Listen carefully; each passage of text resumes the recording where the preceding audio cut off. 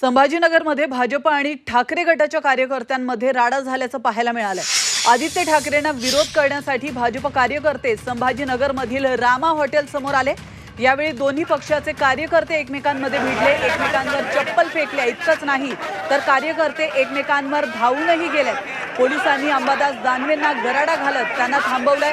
कार्यकर्त्यांना पांगवण्यासाठी पोलिसांनी सौम्य लाठीचार्ज देखील केलेला।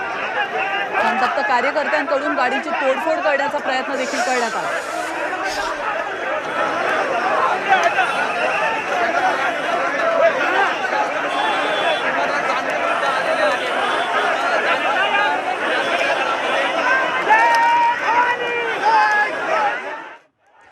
दरम्यान भाजपने आंदोलन करण्याची गरज काय आणि यात जनरल डायर कोण आहे, सीएम की डीसीएम, असा संतप्त सवाल आदित्य ठाकरेंनी केलाय। ही लढाई नाही तर निवडणूक आहे असंही आदित्य ठाकरे यांनी म्हटलंय। तर पोलिसांनी भाजपची बाजू घेतल्याचा आरोप अंबादास दानवेंनी केला।